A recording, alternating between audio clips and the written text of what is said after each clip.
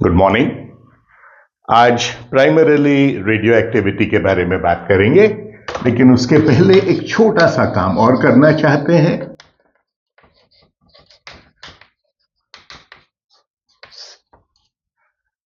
हमने कहा alpha particle की जो स्कैटरिंग होती है गोल्ड से,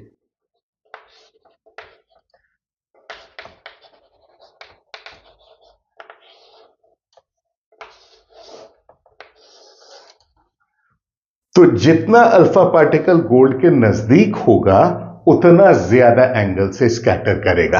यानी ये तो स्कैटरिंग बहुत कम हुई, और यदि ये बहुत नजदीक आ गया तो ये स्कैटरिंग ज्यादा होगी। तो जो हमने कल बात की थी कि एक ट्रेजेक्ट्री बना सकते हैं इनकी कंजर्वेशन लॉज इस्तेमाल करके, तो वो ट्रेजेक्ट्री ये बताती है कि एंगल ऑफ स्कैटरिंग ज्यादा कब होगी, जब दोनों के बीच की ये जो दूरी है, अल्फा पार्टिकल जो आ रहा है इसका सेंटर और गोल्ड, इन दोनों के बीच की दूरी जब मिनिमम हो। अब कल्पना कीजिए कि अल्फा पार्टिकल को बिल्कुल स्ट्रेट सेंटर में कल्पना कीजिए, एक्सपेरिमेंट नहीं कर रहे, क्यों? क्योंकि अपने को थोड़ी मालूम है बिल्कुल सेंटर में जा रहा। अब ये जो अल्फा पार्टिकल जिसको बिल्कुल स्ट्रेट इधर प्रोजेक्ट किया, तो ये गोल्ड न्यूक्लियस के अंदर घुस पाएगा या नहीं? कल कहा था ना घुस नहीं सकता है, तो घुस पाएगा या नहीं? अब वो घुस पाने का क्या मतलब है? पहली बात तो ये अल्फा पार्टिकल लाए कहां से? तो ये हम लेते हैं रेडॉन से, जो रेडियो एक्टिव है, अल्फा पार्टिकल एमिट करता है, और जिनकी एनर्जी करीब 5.5 MeV है। अब ये अल्फा पार्टिकल मान लीजिए बिल्कुल सीधा आ रहा है गोल्ड के सेंटर की तरफ, तो कितना नजदीक, कहां तक पहुंच पाएगा? बोले वो इतना नजदीक पहुंच जाएगा जब उसकी सारी काइनेटिक एनर्जी पोटेंशियल एनर्जी में नहीं बदल जाए। इन द सेंस कि ये भी पॉजिटिव है, ये भी पॉजिटिव है, एक कंटिन्यूअसली फोर्स ऑफ रिपल्शन लगेगा, तो एनर्जी कंजर्वेशन से इनके बीच की जो दूरी है, ये जो दूरी है d, ये दूरी हम ज्ञात कर सकते हैं। तो वो कैसे पता करेंगे? That potential energy is alpha particle का चार्ज, गोल्ड का चार्ज,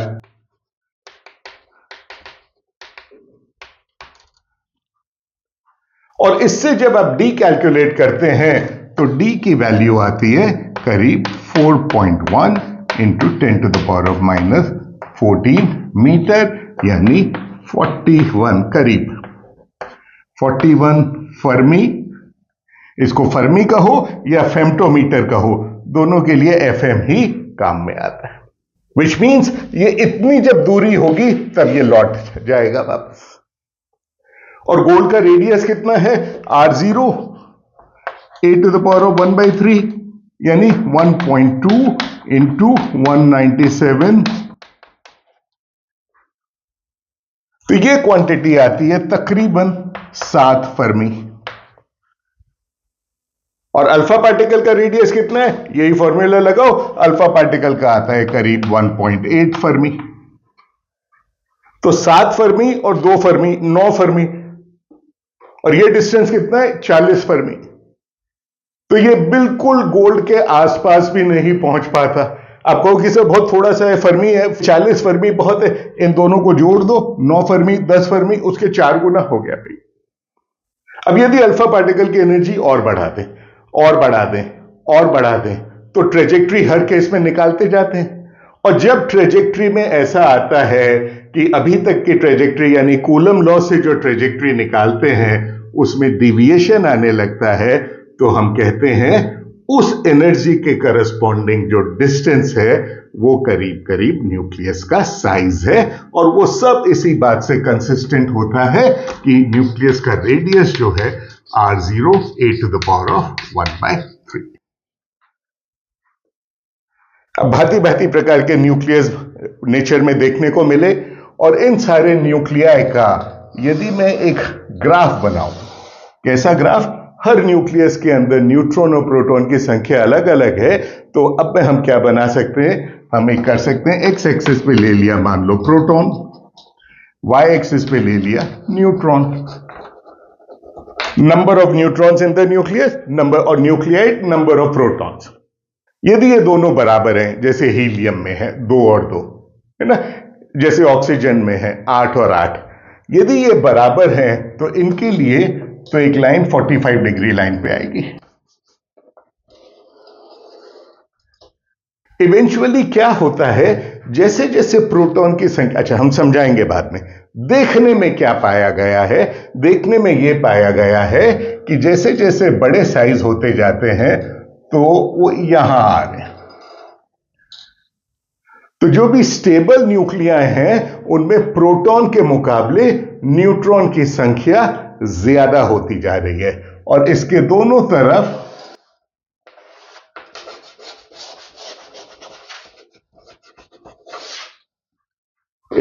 तरफ खूब सारे आइसोटोप्स मिलते हैं। कहने का मतलब है एक स्टेबिलिटी लाइन है।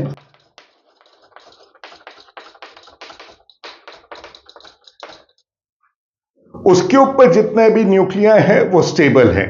यदि उनमें न्यूट्रॉन या प्रोटॉन की संख्या उस स्टेबिलिटी लाइन के मुकाबले अलग हुई तो भी वो न्यूक्लियस मिल गए नेचर में, लेकिन वो सब रेडियो एक्टिविटी से डीके कर जाते हैं। और वो रेडियो एक्टिविटी से कैसे डीके करते हैं, क्या क्या डीके मुमकिन है, वही अब आज हमको देखना है ना। तो ये एक न्यूक्लियर की स्टेबिलिटी लाइन है। अब ये रेडियो एक्टिविटी में कुछ बातें महत्वपूर्ण है। एक, डीके मीन्स व्हाट, डीके का माने, एंड डीके इनटू व्हाट, किस चीज में डीके करता है। और दूसरा, हाउ मेनी,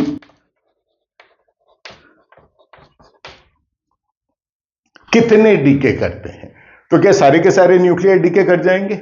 यदि सारे के सारे न्यूक्लियर डीके कर गए तो अभी बचे ही नहीं, बात ही खत्म। तो कितने डीके करेंगे, कितने नहीं करेंगे, ये सारी चीजें किसी चीज पर आधारित हैं। वो क्या, अभी बात करते हैं। किसमें डीके होते हैं वो बाद में करेंगे। डीके में होता क्या है, स्पॉन्टेनियसली जो न्यूक्लियस है आपका, वो एक न्यूक्लियस बदल जाता है दूसरे न्यूक्लियस में, और उसके साथ कुछ और दे देता है। जब एक न्यूक्लियस दूसरे न्यूक्लियस में बदल जाता है, मतलब उसमें न्यूट्रॉन और प्रोटॉन की संख्या इसमें जो थी और न्यूट्रॉन और प्रोटॉन की संख्या इसमें जो है वो अलग अलग है। कोई भी एक अलग हो सकता है, दोनों अलग हो सकते हैं। और ये डीके होते कितने हैं, कितने डीके होते हैं प्रति यूनिट टाइम, ये स्वाभाविक है, उस पर निर्भर करेगा कि कुल कितने हैं, क्योंकि जितने ज्यादा होंगे उतने ज्यादा डीके करेंगे। This is the number that decays. और ये चूंकि नंबर कम होता जा रहा है तो ये हो गया। और ये किस में निर्भर करेगा, ये निर्भर करेगा टोटल नंबर पे।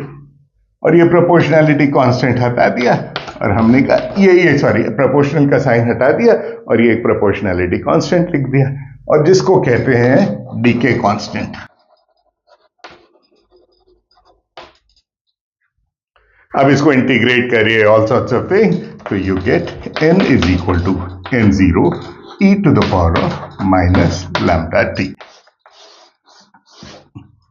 ये इक्वेशन क्या बताता है, ये इक्वेशन बताता है that n0 is number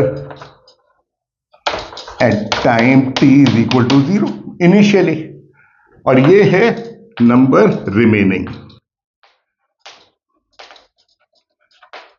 t क्या है, कितना टाइम गुजर गया। लैम्डा के क्या डायमेंशंस होंगे, 1/t। क्यों, क्योंकि e to the power of whatever को डायमेंशनलेस होना जरूरी है। तो ये डीके कांस्टेंट क्या है, इस डीके कांस्टेंट को अलग अलग तरीके से डिफाइन कर रखा है। एक तरीका है डीके कांस्टेंट को डिफाइन करने का कि हम उसको डिफाइन करें इस टर्म्स में कि कब नंबर मेरा आधा हो जाए। So lambda is equal to log 2 upon t half. और t हाफ क्या है, t हाफ को कहते हैं half life. What is the time t जब नंबर हाफ हो गया। दूसरा, लैम्डा को ऐसे भी डिफाइन करते हैं, lambda is equal to 1 upon T mean.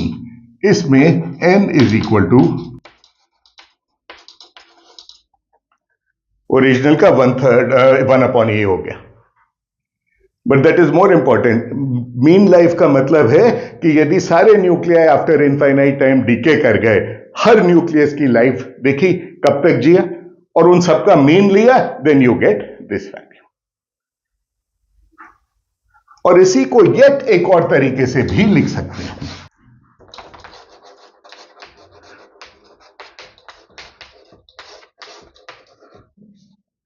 ये जो छोटा n है, this n is number of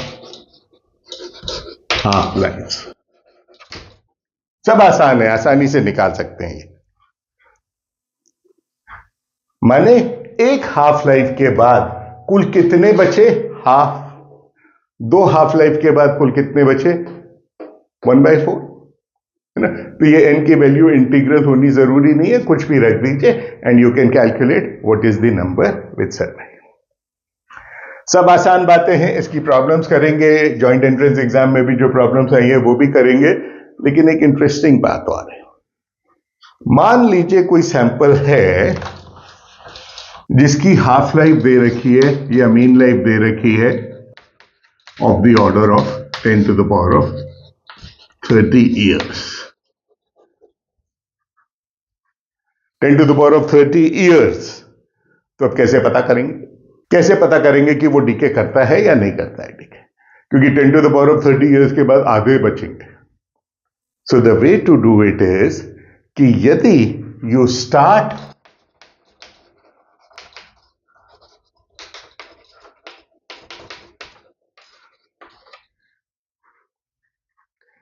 with n0 is equal to 10 to the power of 30, then on an average, one will decay per year।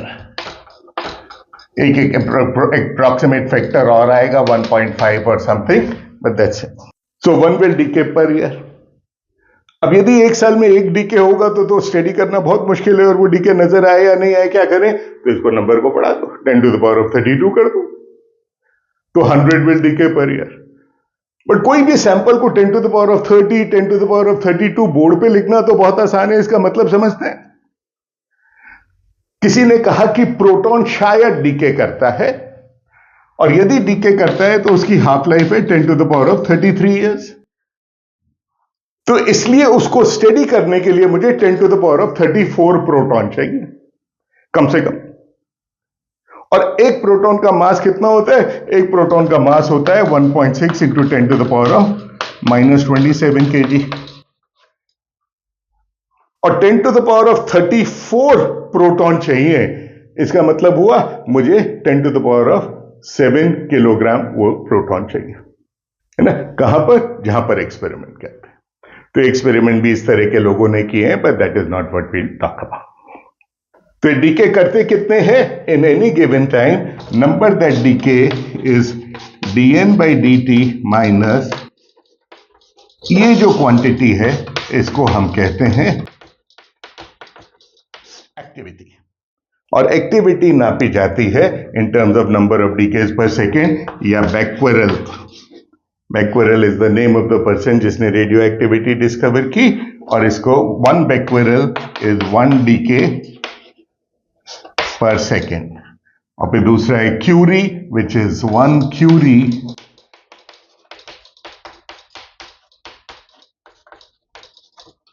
just units which I shouldn't spend time on this. Large numbers, क्योंकि हम large decays में बात कर रहे हैं। तो कितने DK किए ये तो हो गया। Decay means what? एक न्यूक्लियस दूसरे न्यूक्लियस में बदल गया। Into what? ये अब देखते हैं। तो रेडियो एक्टिविटी में देखे गए एक अल्फा डीके। ये अल्फा डीके में क्या होता है? कोई न्यूक्लियस है X which decays into Y plus alpha, और बाद में मालूम चला कि ये जो अल्फा है ये है हीलियम का nucleus 4 2। So if this is A Z, this is A minus 4 Z minus 2। तो this is what is known as alpha decay. So कुछ जैसे यूरेनियम 238 है, this decays into thorium 234 plus helium और कितने यूरेनियम डीके करेंगे इस law से। In fact uranium की हाफ लाइफ जो है वो about, if I remember correctly, 10⁻9 years है। ये भी बहुत ज्यादा है, 10⁻30 नहीं, लेकिन ह्यूज। तो किसी भी सैंपल में कितने डीके करेंगे कैलकुलेट कर सकते हैं। अब सवाल यह है कि अल्फा पार्टिकल आया कैसे। ये जो अल्फा पार्टिकल है न्यूक्लियस ने इजेक्ट कर दिया, एमिट कर दिया, और कैसे एमिट किया, अंदर ही अंदर क्या मैकेनिज्म हो रहा है उसकी बातें बाद में कभी कुछ और करेंगे कि किस मैकेनिज्म से उसको इतने हाफ लाइफ के साथ बाहर निकला। अबे मतलब की बात यह भी पूछने की है कि साहब यदि एक न्यूक्लियस एक यूरेनियम डीके कर गया तो बाकी सब क्यों नहीं कर रहे? उस एक में ही क्या खास बात है? अब वो कौन सा एक डीके कर गया ये कोई नहीं पता कर सकता, ये ही डीके की रेंडमनेस है।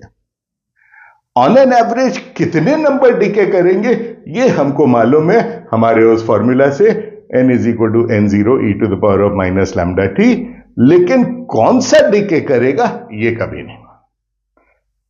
तो इनफैक्ट फिजिक्स में इसके पहले हम जो भी बातें करते थे हम सिर्फ यही करते थे कि भाई इक्वेशन ऑफ मोशन लिख लो, अभी मालूम है बाद का प्रिडिक्ट कर देते। रेडियो एक्टिविटी शायद पहला एक ऐसा इंस्टेंस था जब आप प्रोबेबिलिटी की बातें करने लग गए, है ना, कि माइक्रोस्कोपिक लेवल पे प्रोबेबिलिटी क्या है कि कितने डीके करेंगे। इस अल्फा डीके से भी बड़ी इंटरेस्टिंग चीज सीखी। वो क्या? किसी भी रिएक्शन की या डीके की एक क्यू वैल्यू होती है। ये कितनी होगी?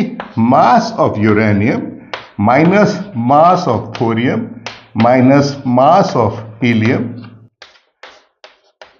So the total energy which is released is this much. और ये एनर्जी गई कहां? क्योंकि मास एनर्जी तो आ गई, मास एनर्जी आ गई, ये भी मास एनर्जी आ गई, जो भी एनर्जी निकली वो गई कहां? वो गई इनकी kinetic energy. So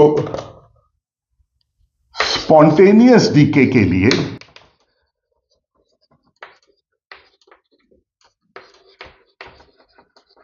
it is necessary that Q is greater than 0, यानी इसका मास इन सबके मास से मिला के अधिक होना चाहिए। ये नेसेसरी कंडीशन है। एक बड़ी इंटरेस्टिंग बात है, वो क्या? ये तो एनर्जी रिलीज हो गई, ये कहां जाएगी? दोनों की काइनेटिक एनर्जी में। दोनों की काइनेटिक एनर्जी में मतलब किसको कितनी मिलेगी? अब किसको कितनी मिलेगी एनर्जी इससे तो नहीं पता कर सकते, लेकिन किसी और बात से पता कर सकते हैं। वो क्या? मोमेंटम भी कंजर्व होता है। यूरेनियम एट रेस्ट मान लो, ऐसी स्थिति में डीके के पहले टोटल मोमेंटम 0 है। डीके के बाद क्या होगा? जितना मोमेंटम थोरियम ले गया उतना मोमेंटम हीलियम ऑपोजिट डायरेक्शन में ले गया, तभी तो टोटल मोमेंटम 0 होगा। विच मीन्स इनकी काइनेटिक एनर्जी कितनी हो जाएगी? Mass of thorium should be equal to alpha या हीलियम, व्हाटएवर। नोट कीजिए कि मैंने सेम वैल्यू लिखा है मोमेंटम के लिए, सॉरी काइनेटिक एनर्जी से। सो ये एक की काइनेटिक एनर्जी, ये दूसरे की kinetic energy, and this should be equal to Q। P के लिए सॉल्व कर लीजिए, निकाल लीजिए। P के लिए सॉल्व कर लिया तो इसकी काइनेटिक एनर्जी भी मिल गई, इसकी काइनेटिक एनर्जी भी मिल गई, बात करो। फिर क्या है? फिर एक्सपेरिमेंट किया, जो हीलियम निकला उसकी काइनेटिक एनर्जी नापी। और चूंकि हम लोग को ग्राफ बनाने के बड़े शौक हैं तो हम एक ग्राफ बनाते हैं। क्या? Kinetic energy of helium number. तो इससे तो साफ जाहिर है कि Q फिक्स है क्योंकि मासेस फिक्स है, इसलिए P भी फिक्स है, इसलिए काइनेटिक एनर्जी ऑफ हीलियम भी फिक्स है। यानी एक ही काइनेटिक एनर्जी पे सारे अल्फा पार्टिकल्स निकलेंगे। यानी ये ग्राफ ऐसा आ गया, स्ट्रेट लाइन, अब कुछ है ही नहीं। और फिर क्या हुआ? फिर ये हुआ कि कुछ न्यूक्लियाई के अंदर एक लाइन इधर और आ गई। अब ये लाइन इधर और आ गई तो इसका क्या मतलब हुआ? इसका मतलब कि भाई ये तो काइनेटिक एनर्जी इसकी कम हो गई। काइनेटिक एनर्जी इसकी कम हो गई मतलब क्यू की वैल्यू अलग हो गई, तभी मुमकिन है, क्योंकि ये इक्वेशन तो होल्ड ट्रू करना ही करना पड़ेगा। और क्यू की वैल्यू कम हो गई, कैसे किन हालात में हो सकती है क्यू की वैल्यू कम? क्यू की वैल्यू तभी कम हो सकती है जब इसका या ओरिजिनल यूरेनियम का मास बदल गया। इसका तो मास बदला नहीं, ओरिजिनल का मास यथावत था। मतलब ये जो थोरियम था, क्या थ्योरियम अलग अलग मास का आता है? भाई आइसोटोप आइसोटोन हो सकते हैं, लेकिन थोरियम अलग अलग मास का नहीं आता। क्यों? क्योंकि नंबर ऑफ प्रोटॉन और न्यूट्रॉन फिक्स्ड है, तो बाइंडिंग एनर्जी भी फिक्स्ड है। तो फिर क्या हुआ? तो फिर तो एक ही ऑप्शन है कि जिस प्रकार एटम के अंदर अलग अलग एनर्जी लेवल्स हैं, उसी प्रकार न्यूक्लियस के अंदर भी अलग अलग एनर्जी लेवल्स हैं। और जो डॉटर न्यूक्लियस है, जो भी डॉटर न्यूक्लियस है, ये थोरियम के लिए नहीं ड्रॉ कर रहा हूं मैं, इस डीके के लिए नहीं, किसी भी केस के लिए, तो जो भी डॉटर न्यूक्लियस है वो ग्राउंड स्टेट में गया या एक्साइटेड स्टेट में गया। और ग्राउंड स्टेट और एक्साइटेड स्टेट की बाइंडिंग एनर्जी में फर्क है। और एटम में तो बाइंडिंग एनर्जी इलेक्ट्रॉन वोल्ट की होती है, और न्यूक्लियस में binding energy million electron volt की होती है। तो ये बाइंडिंग एनर्जी में जो फर्क हो गया, उसकी वजह से इफेक्टिवली मास में फर्क हो गया, क्यू में फर्क हो गया। तो जब हमें अल्फा पार्टिकल अलग अलग एनर्जी के मिले, इससे हमें मालूम चला कि न्यूक्लियस की भी एक्साइटेड स्टेट होती हैं, जिनकी टोटल मास या एनर्जी अलग होता है, यानी उनमें एक शेल स्ट्रक्चर होता है ना। तो वो न्यूक्लियस के शेल स्ट्रक्चर की बात फिर कभी और करेंगे। But this is how we learn some very interesting physics. तो एक तो ये डीके हुआ, दूसरा डीके हुआ जिसको हम कहते हैं बीटा डीके। इसमें क्या हुआ? एक फास्फोरस है 32 decays into sulfur which is also 32 plus electron. Sulphur में 16 है, इसमें 15 है। न्यूट्रॉन और प्रोटॉन मिला के सेम है, न्यूट्रॉन और प्रोटॉन मिला के सेम है। यहां प्रोटॉन कम है, यहां एक प्रोटॉन ज्यादा हो गया, यानी इसका एक चार्ज ज्यादा हो गया, वो इलेक्ट्रॉन से कंपनसेट हो गया। इसी प्रकार कॉपर 64 डिकेज इनटू निकल 64 प्लस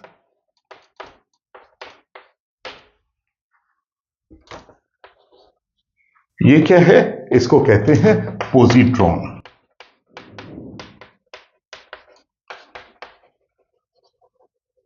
पॉजिटिव इलेक्ट्रॉन। क्यों? क्योंकि इसकी और इसकी सारी प्रॉपर्टी सेम है अदर देन द चार्ज। तो यानी इसमें क्या हुआ? यानी इसमें यह हुआ क्योंकि यहां पॉजिटिव चार्ज आ गया, तो यहां पर प्रोटॉन की संख्या इसके मुकाबले कम हो गई। तो अंदर ही अंदर देखें तो क्या हो रहा है? अंदर इसमें क्या हो रहा है?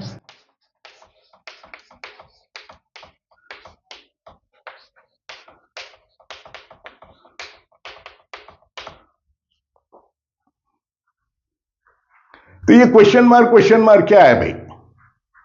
ये क्यों लिखा?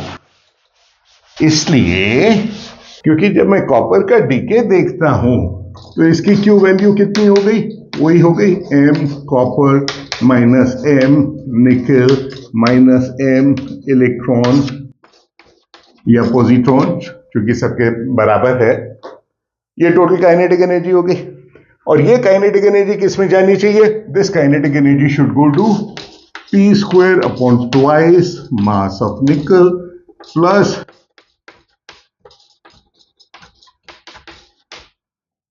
फिर वही बात, सेम मोमेंटम, दोनों का मोमेंटम सेम है। पी की वैल्यू कैलकुलेट कर ली, इलेक्ट्रॉन की काइनेटिक एनर्जी निकल गई, इलेक्ट्रॉन या पॉजिट्रॉन की काइनेटिक एनर्जी निकल गई, और फिर ग्राफ ड्रॉ किया ई के of electron, number of electron. और जो कुछ अभी हमने किया है, इसके हिसाब से हमारे पास क्या आना चाहिए? वही आना चाहिए कि एक लाइन आ जाए। लेकिन आता क्या है, अल्फा डीके के अंदर दो लाइन आई थी जिसे हमने कहा अंदर शेल स्ट्रक्चर है। इसके अंदर क्या आता है, इसके अंदर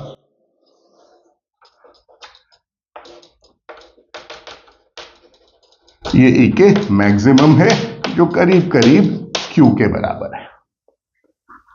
तो यानी अलग अलग एनर्जी के इलेक्ट्रॉन्स आते हैं। तो जब ये वाले आए तो समझ में आ गई बात। तो यदि कम एनर्जी का इलेक्ट्रॉन निकला तो बाकी एनर्जी कहां गई? तो बोलोगे सब निकल ले गया। अरे निकल ले गया बाकी एनर्जी, तो फिर मोमेंटम नहीं कंजर्व होगा।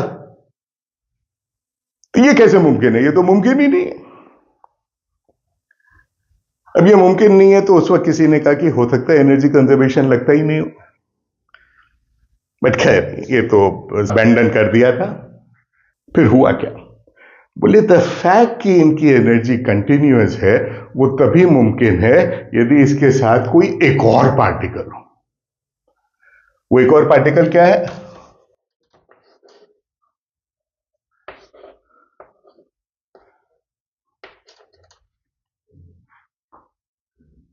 उस पार्टिकल को नाम दिया गया न्यूट्रिनो। इसका चार्ज नहीं है इसलिए इसको कहा लिटिल न्यूट्रॉन। लेकिन हमने पहले भी बात की, पार्टिकल हो न्यूक्लियस हो उसके बारे में क्या जानना चाहते हैं? उसका मास क्या है, उसका चार्ज क्या है, वगैरह वगैरह। तो इसका चार्ज क्या है? नहीं। इसका मास क्या है? नहीं है।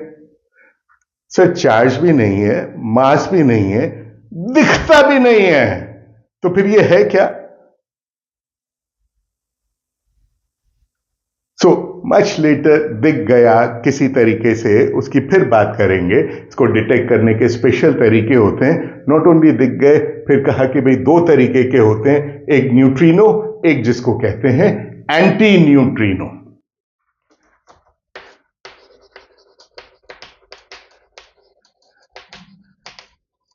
अब बोलो सर इन दोनों में तो फर्क है कि चार्ज अलग अलग है, ये न्यूट्रिनो एंटी न्यूट्रिनो दो नाम क्यों दे दिए, क्या अलग अलग है कुछ, फिर बात करेंगे। But what is most important इस बीटा डीके के अंदर इस स्पेक्ट्रम को समझाने के लिए यह आवश्यक था कि एक नया पार्टिकल क्रिएट करना पड़ा। वो नया पार्टिकल को नाम दिया न्यूट्रिनो, और वो नया पार्टिकल बाद में एक्सपेरिमेंट में प्रूव हो गया।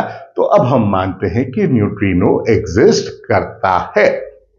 अब दूसरा सवाल, हमने कहा स्पॉन्टेनियस डीके कब होता है? स्पॉन्टेनियस डीके के लिए क्यू वैल्यू पॉजिटिव होनी चाहिए, यानी इसका मास इन सबके मास से अधिक, इसी प्रकार इसका मास इन सबके मास से अधिक, यानी इसका मास इन सबके मास से अधिक।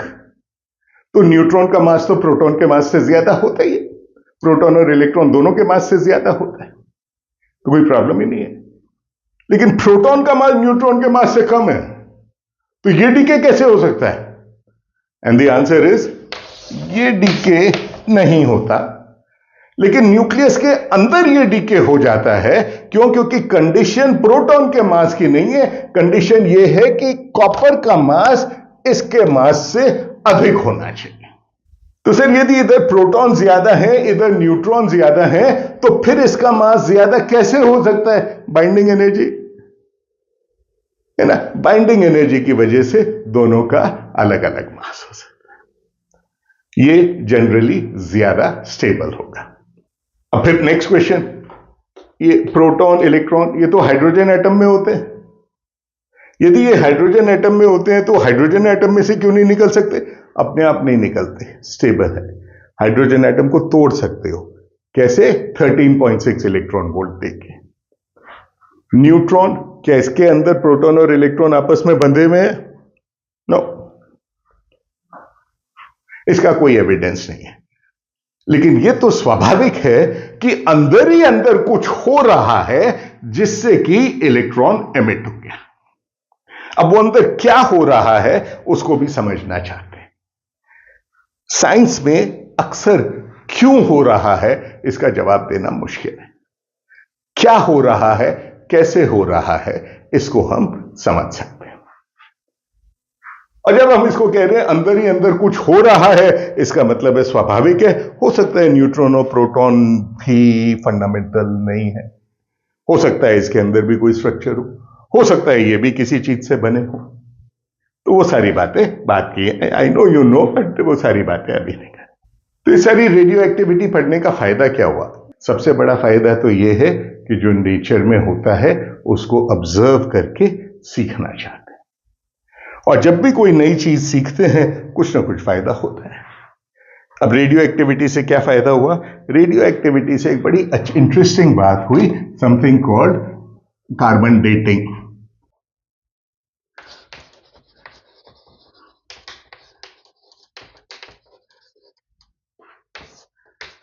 कार्बन 14 कार्बन का एक आइसोटोप है, इसकी हाफ लाइफ है